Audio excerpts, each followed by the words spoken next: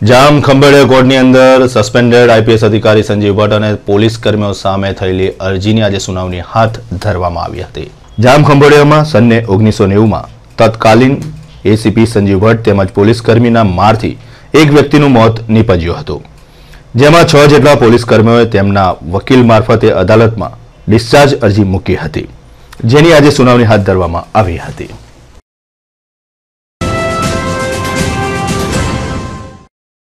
ગુજરાતના કોમી રમખાનોની તપાસ કરતું નાણાવટી પંચ અને મહેતા પંચ સમક્ષ આજે તત્કાલીન ગૃહપ્રધાન ગોરધન ઝડફિયા ઉલટ તપાસ માટે ઉપસ્થિત થયા હતા। જનસંઘર્ષ મંચે આ કેસમાં ઉલટ તપાસની માંગ કરી હતી અને ગોરધન ઝડફિયાએ ઉલટ તપાસમાં પૂછવામાં આવેલા પ્રશ્નોના જવાબમાં મોટા ભાગમાં જણાવ્યું હતું કે હું કાંઈ જાણતો નથી।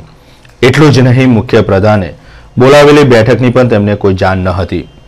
તપાસ પંચ તરફથી પ્રસિદ્ધ કરવામાં આવેલ પરિપત્રની કોઈ જાણકારી ન હતી। ગોધરાકાંડ વખતે તેઓ બીજાના સભ્ય ન હતા અને કાર સેવકો આવવા જવાની બાબતે પણ કોઈ જાણકારી તેમને ન હતી। ગુજરાતમાં થયેલા રમખાનોની બાબતની જવાબદારી તેમની નહીં પરંતુ મુખ્ય પ્રધાનની હતી, કારણ કે તેમને કેબિનેટનો હવાલો સંભાળ્યો હતો અને અશોક ભટ્ટ સાથે ગોધરા પણ ગયા ન હતા। મૃતકોના પોસ્ટમોર્ટમ રેલવે યાર્ડમાં કરવાનો નિર્ણય પણ પોતાનો ન હોવાનું ગોરધન ઝડફિયાએ આજે જણાવ્યું હતું। ઉલટ તપાસની અંદર તેમણે આવા જ પ્રત્યુત્તર આજે આપ્યા હતા।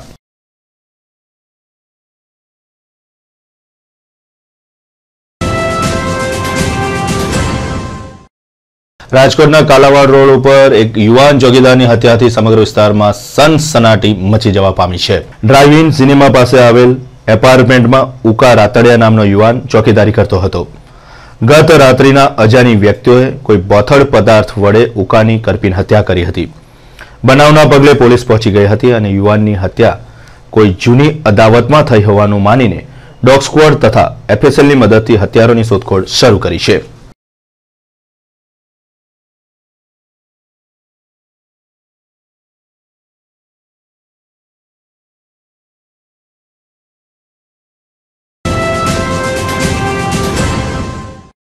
ગુજરાત પ્રદેશ કોંગ્રેસ સમિતિ દ્વારા સરદાર સંદેશ યાત્રાનું આયોજન કરવામાં આવ્યું હતું। ગુજરાતના તમામ શહેરો અને જિલ્લામાં આ યાત્રા ફરીને આજે કરમસદ ખાતે પહોંચી હતી, જ્યાં યાત્રાનું સમાપન કરાશે।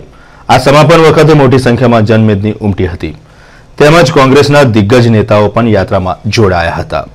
આ યાત્રાને પગલે કોઈ અનિચ્છનીય બનાવ ન બને તે માટે ચુસ્ત પોલીસ બંદોબસ્ત ગોઠવી દેવામાં આવ્યો હતો।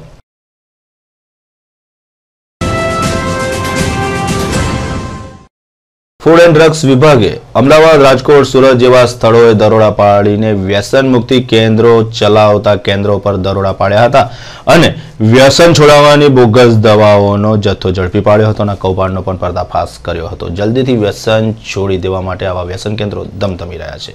ફૂડ એન્ડ ડ્રગ્સ વિભાગે દરોડો પાડીને દવાનો જથ્થો કબજે લીધો હતો। ફૂડ એન્ડ ડ્રગ્સ વિભાગ દરોડામાં આયુર્વેદના નામે ખોટી દવાઓ આપવાના ચાલતા નેટવર્કને ઝડપી પાડવામાં આવ્યું હતું।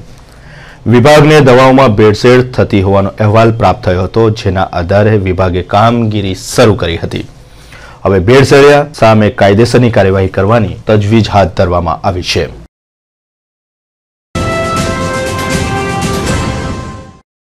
ગુજરાત હાઉસિંગ બોર્ડની અંદર મકાન અપાવવાની લાલચ આપીને 63,000 રૂપિયા પડાવનાર ગથિયાની પોલીસે ગુનો નોંધીને ધરપકડ કરી છે। પ્રાપ્ત માહિતી મુજબ ગોરવામાં આવેલ જૂનાવુડામાં દીનદયાલ નગરમાં રહેતા મનીલાલ સુખરામભાઈ વસાવા ચાની લારી ચલાવે છે।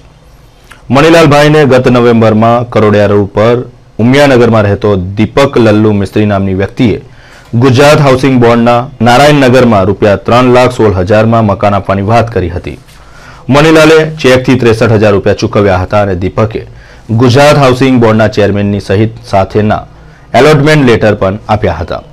મકાન નહીં મળતા મનીલાલે નાનાની ઉઘરાણી કરી હતી।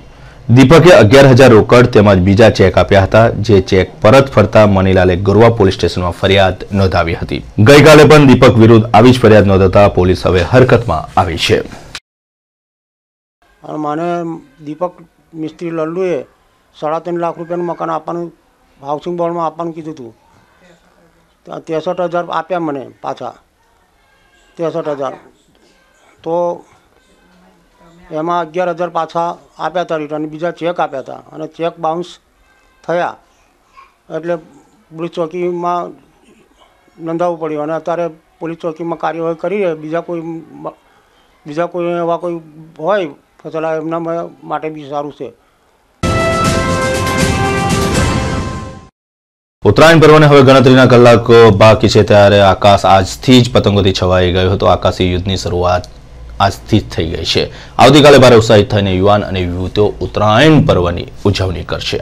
આકાશમાં પતંગો વચ્ચે હરીફાઈ ચાલશે તેમજ પતંગો કાપવાની સ્પર્ધા પણ ચાલશે. આજે ઉત્તરાયણ પૂર્વે સાયન્સ ફેકલ્ટીના વિદ્યાર્થીઓએ પતંગ ઉત્સવની ભવ્ય ઉજવણી કરી હતી. ડીજેના તાલ ઉપર યુવાધન નાચતા ગાતા પતંગો ચગાવીને ઉત્સવનો અનેરો લાહવો ઉઠાવ્યો હતો.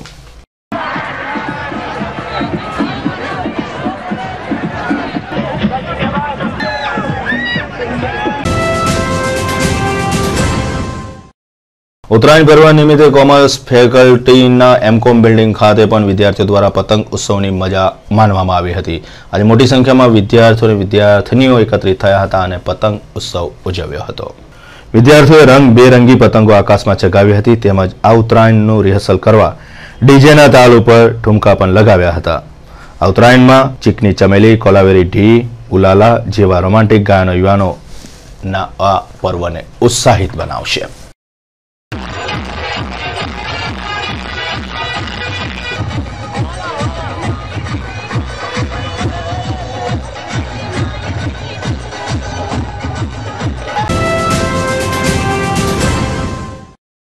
ટ્રાફિક વિભાગ શહેરમાં ટ્રાફિક વ્યવસ્થા જાળવવામાં નિષ્ફળ નીવડ્યું હોય તેવા રોજબરોજના બનાવો વડોદરા શહેરમાં બની રહ્યા છે. ભલે જનજાગૃતિ માટે ટ્રાફિક સપ્તાહની ઉજવણી કરવામાં આવે પરંતુ આવા બનાવોને આવા દ્રશ્યો જોઈને ચોક્કસપણે ચોંકી જવાય છે. ટ્રાફિક નિવારણ તેમજ ટ્રાફિકના નિયમોના પાલન માટે ટ્રાફિક બ્રિગેડ શરૂ કરવામાં આવી છે, જે ટ્રાફિક બ્રિગેડ પણ નિષ્ફળ નીવડ્યું છે. શહેરના દાંડિયા બજાર 4 રસ્તા ઉપર ટ્રાફિક જમાદાર કે ટ્રાફિક બ્રિગેડના જવાનો ન હોય ટ્રાફિકની વિકટ સમસ્યા સર્જાઈ રહી છે. વાહન ચાલકો આડેધડ રીતના વાહનો ચલાવતા વાહન વ્યવહાર ખોરવાયો હતો. હવે સવાલ એ આવે છે કે 4 રસ્તા પરથી ટ્રાફિક જમાદાર કે ટ્રાફિક બ્રિગેડના જવાનો કઈ જતા રહે છે. બાબાજીપુરા પોલીસ ચોકી પણ નજીક હોવા છતાં પોલીસ કર્મચારી પણ ટ્રાફિક સમસ્યા હલ કરવા બહાર નહીં આવતા વાહન ચાલકોને ભારે હાલાકી ઉત્તરાયણ પર્વના આગલા દિવસે વેઠવી પડી હતી.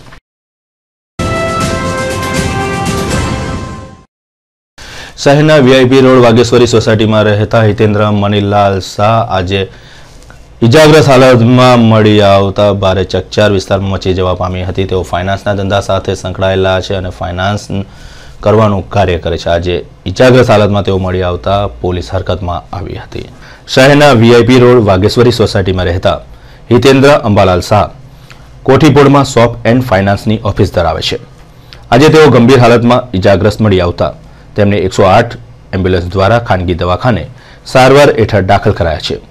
હિતેશભાઈના માથાના ભાગે તેમજ ગળાના ભાગે ગંભીર ઈજાઓ થઈ હોવાનું કહેવાય છે. સૂત્રો દ્વારા મળતી માહિતી મુજબ 2 ઈસમો માર મારીને અગાસીમાંથી નાસી છૂટ્યાનું જણાવ્યું હતું. પોલીસે ઘટના સ્થળે તપાસ કરીને વધુ તપાસ હાથ ધરવાની તજવીજ શરૂ કરી છે.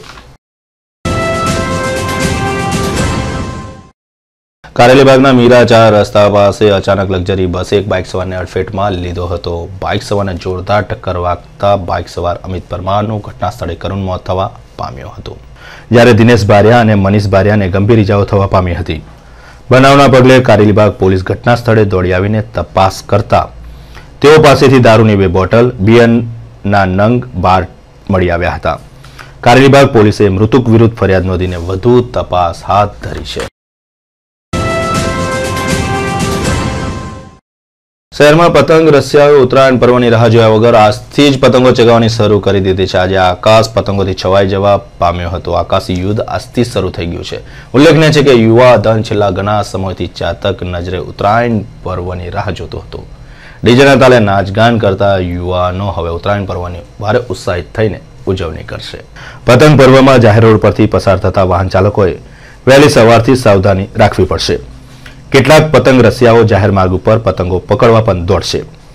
જીઈબી સહિતના સરકારી તંત્રએ આ દિવસે કેવી તકેદારી રાખવી તે અંગે જાહેર માધ્યમોથી લોકોને અપીલ કરી છે.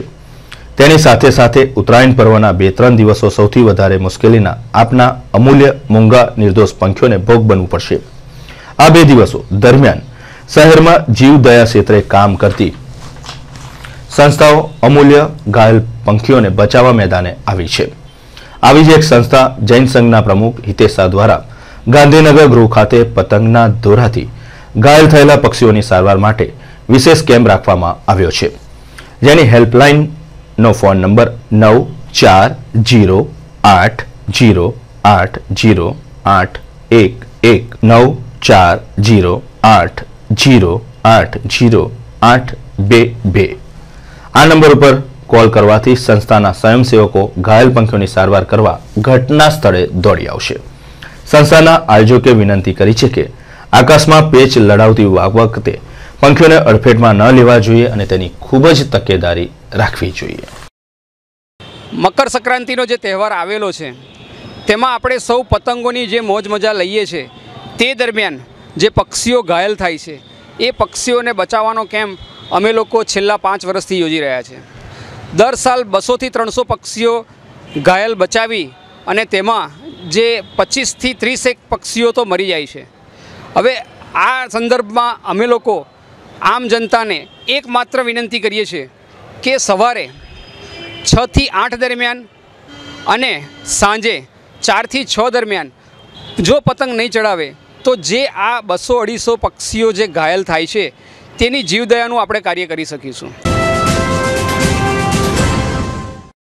ઉત્તરાયણ પર્વનું કાઉન્ટડાઉન ચાલુ થઈ ગયું છે। ભારે ઉત્સાહિત થઈને વડોદરા શહેરની યુવાધન ઉત્તરાયણ પર્વની ઉજવણી કરશે। ઉત્તરાયણ પર્વની સાથે સાથે ખાણીપીણીનું પણ મહત્વ રહેલું છે। અગાસીઓ પર ખાના પીનાની મહેફિલો પણ યુવાનો દ્વારા મંડાતી હોય છે, સાથે સાથે યુવાધન શરાબની પણ મહેફિલ યોજતું હોય છે। આ બધાની સાથે કેટલાક યુવાનો પતંગની મસ્તી સાથે શરાબની મોજ માનતા હોય છે, જેના કારણે શહેરમાં શરાબની હેરાફેરી દરમિયાન રાવપુરા લોહાણા બિલ્ડિંગ પાસેથી મારુતિ વાનમાંથી વિદેશી શરાબની 24 નંગ બોટલ પોલીસે કબજે કરી હતી। જોકે પોલીસને જોઈને ખર્ચીકરના ખાંચામાં રહેતો નિલેશ સોનાવને ફરાર થઈ જતા રાવપુરા પોલીસે નિલેશ સામે ગુનો નોંધીને વધુ તપાસ હાથ ધરી છે।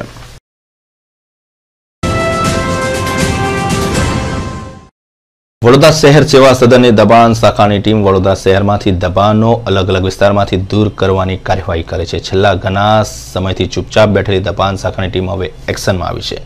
આજે કારેલીબાગ વિસ્તારના અમિતનગર સર્કલ પાસે દબાણ શાખાની ટીમ પહોંચી ગઈ હતી અને આજુબાજુ લગાવેલા મોટા મસ્ત તોતિંગ હોર્ડિંગ ઉતારી લીધા હતા। દબાણ શાખાએ કાર્ય હાથ ધરતું હતું ત્યારે લોકટોળા એકત્રિત પણ થઈ ગયા હતા।